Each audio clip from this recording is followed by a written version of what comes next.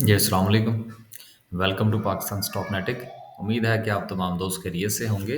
और आज भी बहरहाल कहना चाहिए कि आज का दिन भी ट्रेडिंग के हवाले से अच्छा गुजरा होगा। ये एक हमारा वो क्या कहते हैं इंट्रो है, तो ये इसी तरह से ही चलता है। देखिए आज जो मार्केट की सूरत हाल है, आज मार्केट में से तकरीबन को 1300 पॉइंट्स निकले हैं। आज की इस डाउनफॉल को एक एक्सीडेंटल मूवमेंट है।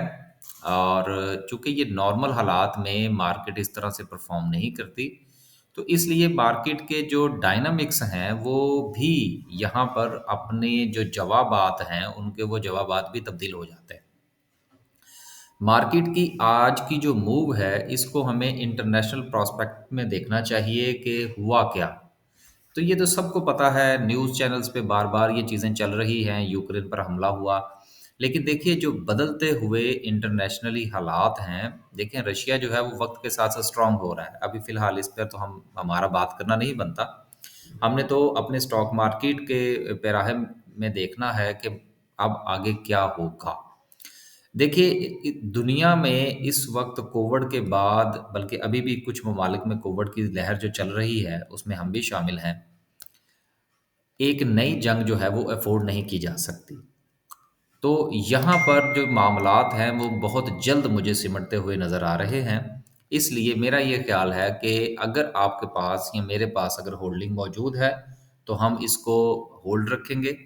ज़्यादा पैनिक होने की ज़रूरत नहीं है इसमें, बल्कि इसको आप एज ए अपॉर्चुनिटी लें। और 1300 पॉइंट्स मार्केट में से निकले हैं, ऑल शेयर में से 800 पॉइंट्स निकले हैं, सारी मार्केट गिरी है। आज जो है वो कुछ ज़्यादा इधर-उधर की बातें करने की मेरा नहीं ख्याल कि ज़रूरत है। सिर्फ़ 2 बातें जो है वो बड़ी इम्पोर्टेंट हैं। एक चीज़ जो है वो ये है कि आप ये देख जो है वो फ़रमाइए, एक इस चीज़ के ऊपर आप नज़र ज़रूर फ़रमाइएगा कि आज की जिन कंपनीज़ को लोअर कैप लगा है, इनको आप थोड़ा-सा फ़िल्टर आउट करें।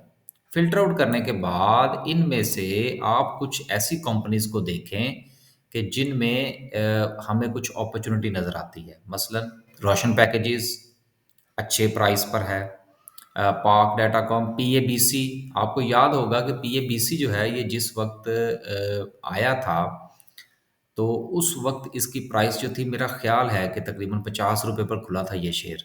तो ये तकरीबन अपने 50% पर है इस वक़्त, ठीक है? इसके बाद आप मज़ीद ऊपर जाएँ और इसमें से मज़ीद देखने की कोशिश करें। उम्म, बर्जर है, इसको देखा जा सकता है। एटलस बैटरी को देखा जा सकता है। तो देखिए ये तो वो शेयर्स हैं जो मेरी नज़र में थोड़े बेहतर हैं। आप अपने हालात के मुताबिक अब देखिए कि जो बर्जर है वो तकरीबन को ₹80 का शेयर है। हो सकता है कि किसी दोस्त के पास जो है वो उसकी इन्वेस्टमेंट कम हो। तो कहने का मतलब ये है कि आपने अपनी इन्वेस्टमेंट के मुताबिक शेयर की सिलेक्शन करनी है। बड़ा शेयर अगर आपकी इन्वेस्टमेंट आपको इजाज़त नहीं देती तो बड़े शेयर्स के पीछे भागने की ज़रूरत नहीं है।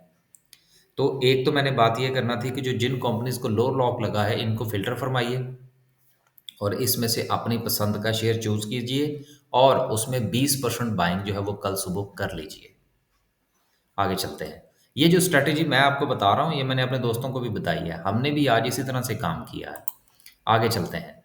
आगे चलते हैं और दूसरी जो चीज़ मैंने आपसे गुज़ारिश करना थी वो ये है कि देखिए आज एक तो वो कंपनीज़ हैं जिनको लोअर लॉक लगा है और दूसरी वो कंपनीज़ जो हैं जो सस्टेन किए हुए हैं। मसलन जिनमें आपको नेगेटिविटी तो नज़र आ रही है लेकिन उनको फ्लोर नहीं लगा। लिहाज़ा उनको भी आप फ़िल्टर आउट फरमाइए जो इस बुरे हालात में भी सस्टेन किए हुए थीं। मसलन एक चीज़ मैंने यहाँ पर आपको मैं एग्ज़ाम्पल दे देता हूँ, बाकी आप जो है वो इंशाल्लाह खुद कर लेंगे। मसलन नेशनल रिफ़ाइनरी है।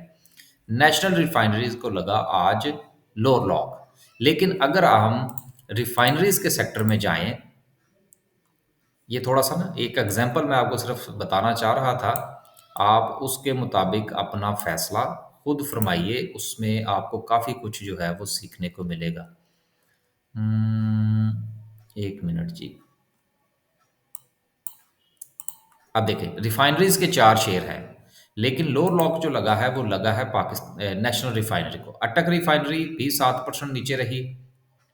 पीआरएल जो है ये भी तकरीबन 7 रुपये 40 पैसे नीचे रही। सिनर्जी जो है इसमें तकरीबन 9% का जो है वो डाउनफॉल देखने को मिला। अब देखिए, यहाँ पर जो है वो दो छोटे शेयर्स हैं, एक पाकिस्तान रिफाइनरी का है और दूसरा सिनर्जी का है। अब अगर आप दोनों का जायजा लें तो एक शेयर जो है वो तकरीबन 12 रुपए का है और दूसरा शेयर 5 रुपए का है। लेकिन दोनों के अंदर जो डाउनफॉल है, एक के अंदर 7.40 का है, दूसरे के अंदर 9.49 का है। अब ये दोनों शेयर इस वक्त तकरीबन तकरीबन इक्वली परफॉर्म कर रहे हैं। अब इन दोनों में से आप किसी भी शेयर का इंतखाब कर सकते हैं, ये इंशाल्लाह एक जैसा परफॉर्म करेंगे। सिर्फ बात करने का मकसद ये था कि आप जो है वो फिल्टर आउट फरमाइए, और ऐसे अच्छे प्राइसेस जो हैं वो हमेशा क्राइसिस में ही मिला करते हैं। क्राइसिस को हमेशा एज ए अपॉर्चुनिटी लिया करें। देखें, पाकिस्तान भी यही है, मार्केट भी यही है, सब कुछ यही है। और एक चीज़ हमेशा याद रखिएगा कि अगर खुदा ना खास्ता कोई हालात बहुत ही ख़राब हो जाते हैं, ठीक है ना, तो ऐसी सूरत में हम लोग तो यहाँ से कहीं भाग नहीं सकते। तो गुजारा तो हमें यहीं पे करना है। तो अपने जो पैसा है उसको आप इन्वेस्ट फरमाइए, ये एक अच्छा मौका है और इसमें गेन भी इंशाल्लाह आपको बहुत जल्द मिलेगा। 2-3 दिन, ज़्यादा से ज़्यादा 10 दिन ये मामला चलेगा, फिर कहीं से आवाज़ आ जाएगी, कोई दरमियान में बीच बचाव होगा, कुछ चीज़ों पर कब्जा हो जाएगा। जो लोग इन तो इस तरफ जा रहे हैं कि ये कोई जंग अजीम होने लगी है, ऐसी कोई बात नहीं है। और अगर जंग अजीम होनी ही है तो फिर हमारा पैसा तो बैंक में पड़ा पड़ा भी जो है वो बैंक भी बंद हो जाएंगे, फिर क्या करेंगे। तो बिस्मिल्लाह कीजिए। बस जी, आज और कुछ नहीं है, इंडिकेटर शिंडिकेटर देखने की ज़रूरत नहीं है, क्योंकि ये एक एक्सीडेंटल मूवमेंट है। एक्सीडेंटल मूवमेंट अपसाइड हो, डाउन साइड हो, दोनों सूरतों में इसको कंसीडर नहीं करना चाहिए। अल्लाह हाफिज़।